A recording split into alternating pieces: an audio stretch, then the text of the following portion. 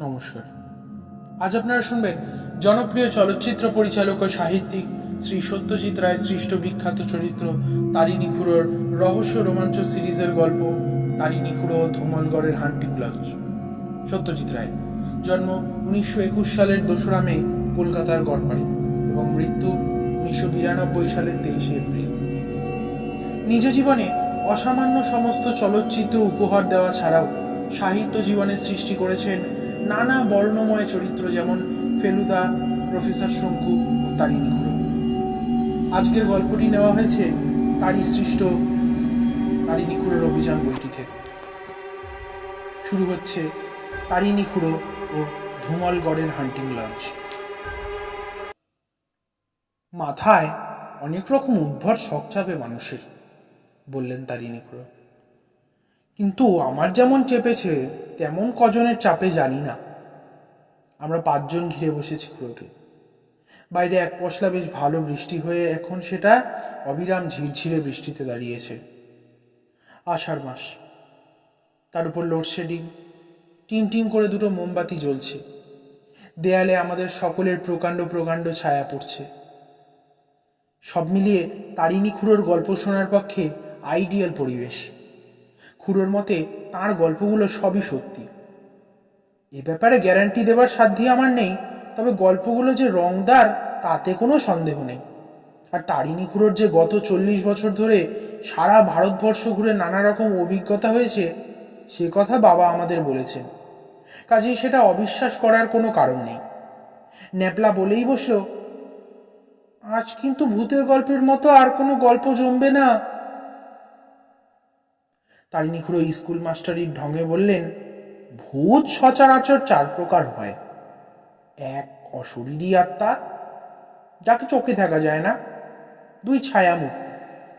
3 নিরেট ভূত, দেখলে মনে হবে জ্যান্ত মানুষ, কিন্তু চোখের সামনে ভ্যানিশ হয়ে যাবে। আর 4 নর কঙ্কাল, যদিও সে কঙ্কাল ফিরে বেড়ায় এবং কথা বলে। আমার 4 রকম ভূতেরই অভিজ্ঞতা হয়েছে। আজ কোন প্রকার ভূতের গল্প বলবেন আপনি? ন্যাপলা প্রশ্ন করল। সে কথায় কান্না দিয়ে দুধ চিনি ছাড়া গরম চায়ে একটা চুমুক দিয়ে খুড়ো তাঁর গল্প শুরু করলেন। তোরা তো পত্রিকা টত্রিকা পড়িস, নিশ্চয়ই লক্ষ্য করেছিস যে আজকাল সাক্ষাৎকারের একটা হিড়িক পড়েছে। খেলোয়াড়ের সাক্ষাৎকার, আর্টিস্ট গাইয়ে বাজিয়ে নাচিয়ে ফিল্ম স্টার, সকলেরই সাক্ষাৎকার। আর এইসব নামকরা লোকের মনের কথা তাদের নিজের মুখে শুনে পাঠকও আহ্লাদে আটখানা। আমি যখনকার কথা বলছি 64, আমার বয়স তখন 40-এর ঘরে। তখনও এই ব্যাপারটা তেমন চালু ছিল না। আমি তখন ডেকান হেরাল্ড কাগজের রিপোর্টার। ব্যাঙ্গালোরে থাকি। খবরের ধান্দায় চরকি ঘুরতে হয়। বিপদের তোয়াক্কা করি না বলে দাঙ্গা, খুনখারাপি, অগ্নিকাণ্ড এই সব বেয়ালা ঘটনার রিপোর্ট করতে আমাকে পাঠানো হয়। এই সময় ডেকান হেরাল্ডেরই ফাইল ঘাঁটতে ঘাঁটতে বছর 7-এর পুরনো একটা লেখা চোখে পড়ল। লেখক এক সাহেব, নাম রবার্ট ম্যাকার্ডি। লেখার বিষয় হলো ধুমলগড়ের হান্টিং লজ। ধুমলগড় মধ্যপ্রদেশের একটা ছোট্ট শহর, চাঁদা থেকে 70 কিলোমিটার পশ্চিমে। চারিদিকে জঙ্গল, আর সেই জঙ্গলেরই একটা অংশে একটা টিলার উপর রাজার হান্টিং লজ বা শিকারাবাস। দিব্যি আরামে রাত্রিবাস করা যায় এমন একটা বাড়ি। আবার তার খোলা ছাতে বসে জন্তু জানোয়ারও মারা যায়। ভারতবর্ষের বহু প্রদেশে বহু মৃগয়া প্রিয় রাজাদের এই রকম হান্টিং লজ আছে। ম্যাকার্ডি সাহেব এইগুলো স্টাডি করতেই ভারতবর্ষে এসেছিলেন। ধুমলগড়ের হান্টিং লজে গিয়ে তিনি আবিষ্কার করেন যে লজটি হন্টেড, অর্থাৎ সেখানে একটি প্রেতাত্মা বাস করে। ম্যাকার্ডি খবর নিয়ে জানেন যে ওই হান্টিং লজেই ধুমলগড়ের বড় কুমার আদিত্য নারায়ণের মৃত্যু হয়। ছোট কুমার প্রতাপ নারায়ণ সেটা ভেরিফাই করে। লেখাটা পড়ার পর থেকেই আমার মাথায় একটা অদ্ভুত ফন্দি ঘুরতে লাগলো। এটা আমার বিশ্বাস এবং অনেকেরই বিশ্বাস যে মানুষ মরে গেলে ভূত হয় তখনই যখন মৃত্যুটা স্বাভাবিক না হয়ে হয় অপঘাত জাতীয় কিছু। খুন, আত্মহত্যা, বাজ পড়ে মরা, মোটর ক্রাশে মরা, জলে ডুবে মরা, হিংস্র জানোয়ারের হাতে মরা, এসব ক্ষেত্রেই মৃত ব্যক্তির আত্মার টেন্ডেন্সি হয় যে তল্লাটে মৃত্যু হয়েছে তারই আশেপাশে ঘোরাফেরা করা, যেন সে অকালে প্রাণ হারিয়ে পৃথিবীর মায়া কাটাতে পারছে না। ডেকান হেরাল্ডের পুরনো ফাইলেই জানতে পারলাম যে 10 বছর আগে ধুমলগড়ের বড় কুমার আদিত্যনারায়ণ হান্টিং লজে বন্দুক সাফ করার সময় অকস্মাৎ গুলি ছুটে গিয়ে মারা যান। অবশ্যই মৃত্যুটা আত্মহত্যাও হতে পারে, কিন্তু সঠিক জানার কোনো উপায় ছিল না। অপঘাত ঠিকই, আর তাই প্রেতাত্মার উপস্থিতিতে আশ্চর্য হওয়ার কিছু নেই। আমার মনে হলো এই প্রেতাত্মার দেখা পেলে তার একটি সাক্ষাৎকার নিলে কেমন হয়। কি কারণে সে পৃথিবীর মায়া কাটিয়ে উঠতে পারছে না সেটা জানা যাবে কি? কিভাবে তার মৃত্যু হয়েছিল তার সঠিক বর্ণনা পাওয়া যাবে কি? তার অতৃপ্ত বাসনা কিছু আছে কি? এবং সে বাসনা পূর্ণ হলেই কি সে পৃথিবীর মায়া ত্যাগ করে পরলোকে প্রস্থান করতে পারবে? আমার কাগজের সম্পাদক জগন্নাথ কৃষ্ণানকে বলে 7 দিনের ছুটি নিয়ে ধুমলগড় পাড়ি দিলাম। যারা অন্ধকার ঘরে টেবিলের চারপাশে ঘিরে বসে প্ল্যানচেট করে তারাও প্রেতাত্মার সঙ্গে কথোপকথন চালায়, কিন্তু সেটা হয় একটা তৃতীয় ব্যক্তির মাধ্যমে, যাকে বলে মিডিয়াম। এখানে ভূতকে দেখা যায় না, ফলে মিডিয়াম যদি খাঁটি না হয় তাহলে বুজরুকির অনেক সুযোগ থাকে। প্ল্যানচেটে তাই আমার বিশ্বাস নেই। তবে ভূতে বিশ্বাস আছে, কারণ তোরা তো জানিস ভূতের অভিজ্ঞতা আমার নিজেরই অনেকবার হয়েছে। ধুমলগড়ের ছোট কুমার প্রতাপ নারায়ণ এখন গদিতে বসেছে, কারণ বাপ শঙ্কর নারায়ণ মারা গেছেন বছর 5 হলো।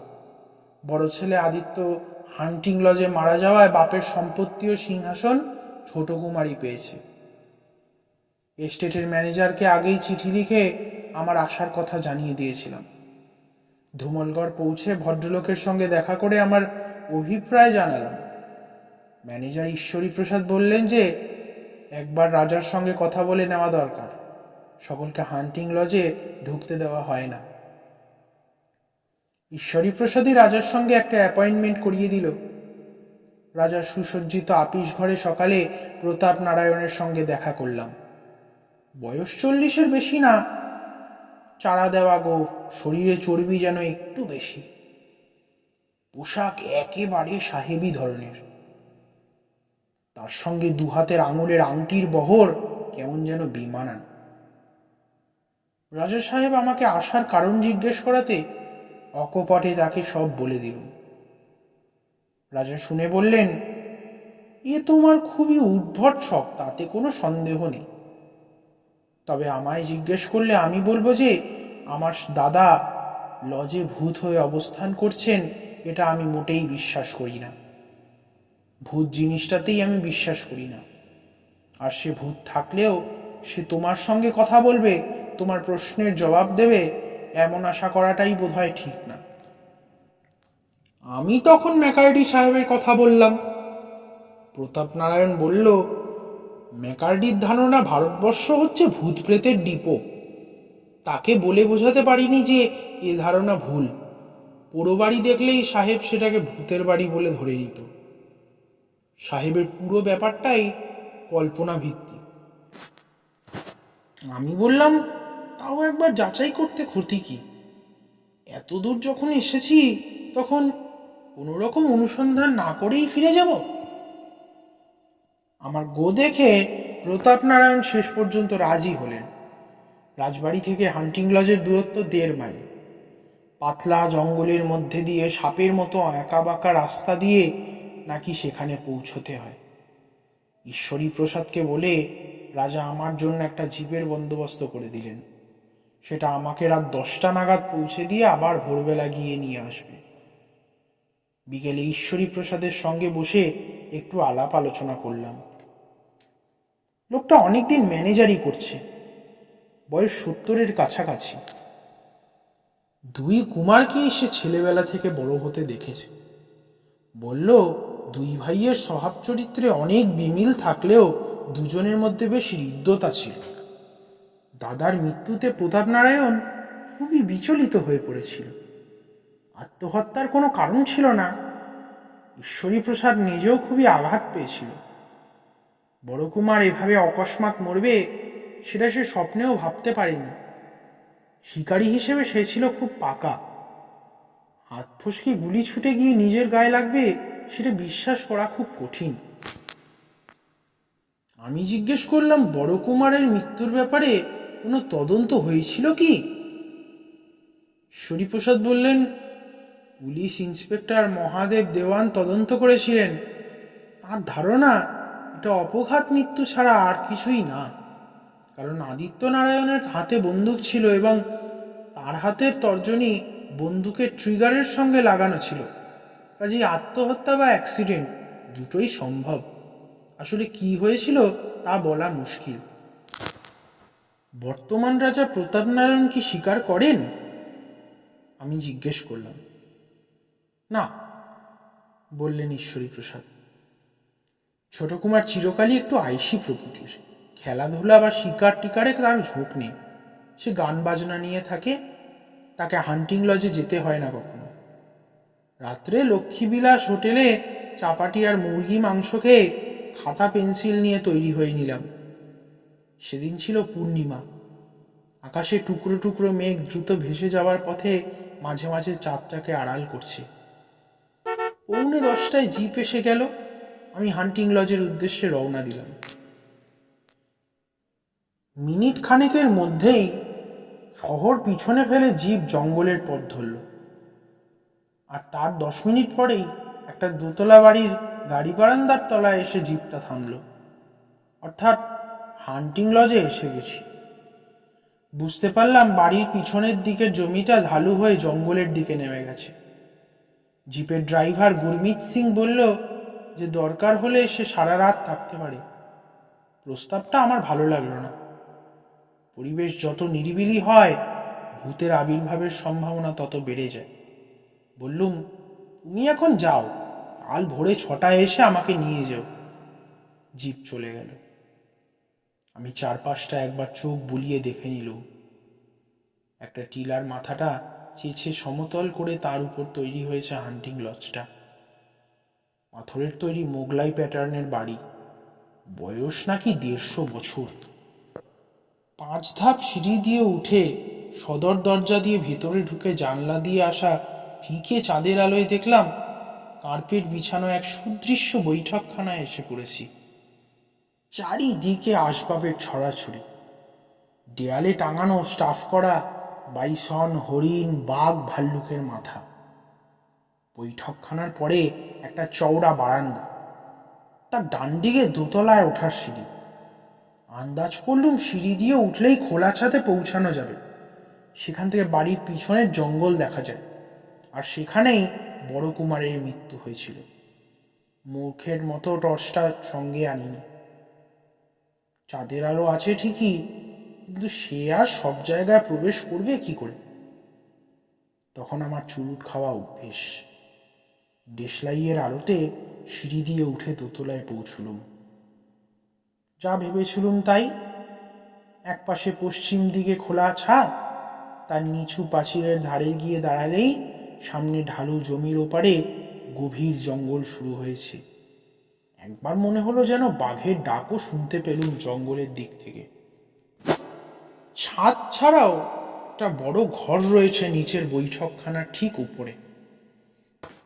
এখানে একটা ফরাস পাতা দেখে বুঝলুম যে শিকারীর যদি ঘুম পায় তাই এই ব্যবস্থা। ঘরের দেওয়ালে বড় বড় অয়েল পেন্টিং। তার বেশিরভাগই মনে হলো এই পরিবারের পূর্বপুরুষদের ছবি। ফরাসের পাশে একটা আরাম কেদারা ছাড়া আরো কয়েকটা ছোট ছোট সোফা রয়েছে। আমি আরাম কেদারায় বসে একটা চুরুট ধরালাম। পকেট থেকে নোট বই বার করে চেয়ারের হাতলে রাখলুম। শর্ট হ্যান্ড লেখার অভ্যাস আছে। দরকার হলে অন্ধকারে লিখতেও কোনো অসুবিধা হবে না। আরেকটা জিনিস আমার কাছে ছিল, সেটা হলো 1 ফ্লাস্ক ভর্তি গরম চা। নভেম্বর মাস, বেশ শীত। ফ্লাস্কের ঢাকনায় চা ঢেলে খেয়ে শরীরটাকে একটু গরম করে নিলুম। চিরপ্রচলিত ধারণা অনুযায়ী আমারও বিশ্বাস ছিল যে ভূতের আবির্ভাব যদি হয়ই তবে সেটা মাঝরাতে, অর্থাৎ 12টায়। বাইরে ক্রমে নিস্তব্ধ হয়ে আসছে। তার মধ্যে মাঝে মাঝে শেয়াল গোষ্ঠী ক্যা হুয়া হুয়া করে সরব হয়ে উঠেছে। খবরের কাগজের আপিসে কাজ করে রাত জাগার অভ্যাস হয়ে গেছে, তবে এ পরিবেশ যেন ঝিম ধরা। তার উপরে দরজা জানলা দিয়ে আসা আবছা চাঁদের আলো ঘরটাকে কেমন যেন একটা স্বপ্ন রাজ্যের চেহারা এনে দিয়েছে। তাই বোধহয় ঘাটটা একবার একটু নুয়ে পড়েছিল। এমন সময় একটা ব্যাপারে সজাগ হয়ে উঠলুম। আমার ষষ্ঠ ইন্দ্রিয় বলছে ঘরে একটি নতুন ব্যক্তির আবির্ভাব ঘটেছে। আমি ছাদের দরজার দিকে দৃষ্টি গড়ালাম। সমস্ত দরজা জুড়ে দাঁড়িয়ে রয়েছে একটি ছায়ামূর্তি। নিঃশব্দে প্রবেশ করে ধীর পদে এগিয়ে এসে ঘরের মাঝখানে দাঁড়ালো। মুখ বোঝার উপায় নেই, আন্দাজে বোঝা যায় পরনে শিকারীর পোশাক। তোমার কি প্রয়োজন? ইংরাজিতে গভীর কণ্ঠে প্রশ্ন এল। আমি কি ধুমলগড়ের বড় কুমারের সঙ্গে কথা বলছি? হ্যাঁ। আবার সেই গম্ভীর কণ্ঠস্বর। বললাম, আমি আপনার সঙ্গেই সাক্ষাৎ করতে এসেছি। কি প্রয়োজনে? আমি একজন সাংবাদিক, আপনাকে দু একটা প্রশ্ন করতে চাই। কি প্রশ্ন? প্রথম হলো, আপনি কেমন আছেন? উত্তর এলো, মৃত ব্যক্তির আত্মা কেমন আছে সেটা কোনো প্রশ্ন নয়। তাহলে দ্বিতীয় প্রশ্ন করছি, করুন। আপনার কি কোনো অতৃপ্ত বাসনা আছে যে কারণে আপনি এই হান্টিং লজ থেকে মুক্তি পাচ্ছেন না? মোটেই না। আমার আয়ু আমার জন্মের মুহূর্তেই নির্ধারিত হয়ে গিয়েছিল। আমি জানতাম আমার মৃত্যু হবে 7ই অগ্রহায়ণ আমার 32 বছর বয়সে।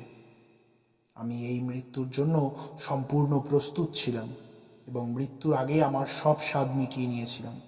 অবশ্যই কিভাবে যে মরব সেটা আগে থেকে জানা ছিল না।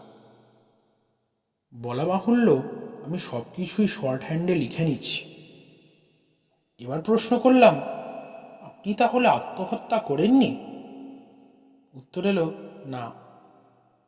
আমার মৃত্যু হয় অকস্মাৎ, আমার নিজের অসাবধানতা হেতু। আমি বন্দুক সাফ করছিলাম, কিন্তু সে বন্দুকে যে টোটা ছিল সেটা আমি।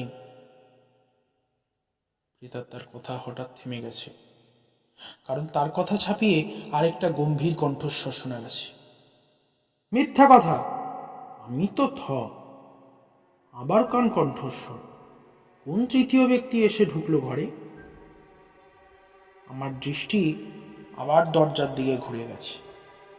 হ্যাঁ, দরজার মুখে দণ্ডায়মান আরেকটি মূর্তি। যদিও আমি নিজের সাহসের বড়াই করি, কিন্তু যখন দেখলাম এই দ্বিতীয় মূর্তিটি নিরেট নয়, এর পাঁজরের হাড়ের ফাঁক দিয়ে পিছনের আকাশ দেখা যাচ্ছে, তখন গলাটা যে একটু শুকিয়ে যায়নি তা বলবো না। আসলে আগন্তুক একটি নরকঙ্কাল, এবং আরও আশ্চর্য এই যে এই কঙ্কালের হাতে একটি বন্দুক।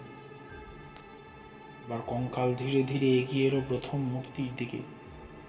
এদিকে প্রথম মূর্তি যেন সভয়ে পিছিয়ে যেতে শুরু করেছে দেওয়ালের দিকে। আমি মন্ত্রমুগ্ধের মতো দেখছি এই ছায়াছবি। মিথ্যে কথা! আবার সজোরে বলে উঠল কঙ্কাল। আমার মৃত্যু আকস্মিক নয়, আমার অন্যমনস্কতার জন্য নয়। বন্দুক চালাতাম আমি 13 বছর বয়স থেকে।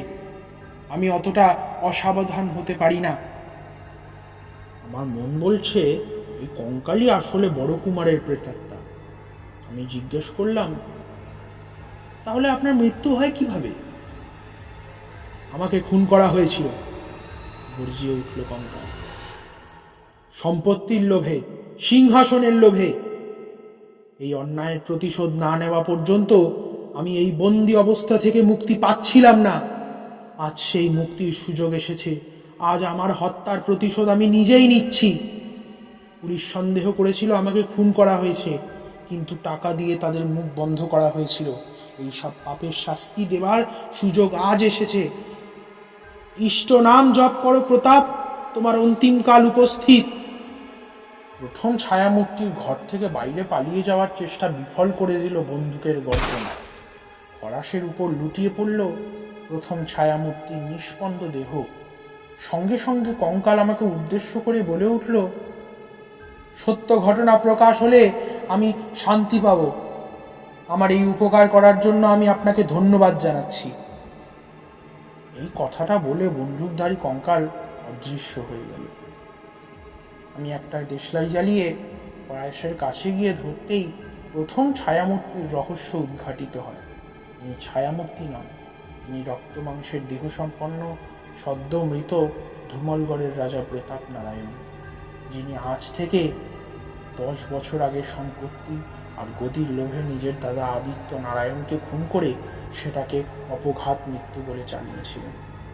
এই খুনের অবশ্যই তদন্ত হয়েছিল এবং স্বভাবতই তাতে আমাকেও জড়িয়ে পড়তে হয়েছিল, কারণ আমি ছাড়া আর কোনো তৃতীয় ব্যক্তি ছিল না প্রতাপ নারায়ণের সঙ্গে। অথচ সে অস্ত্র দিয়ে তাকে খুন করা হয়েছে, তার কোনো চিহ্ন নেই ত্রিসীমানায়। তাই শেষ পর্যন্ত বেকসুর খালাস পেয়ে গেলাম।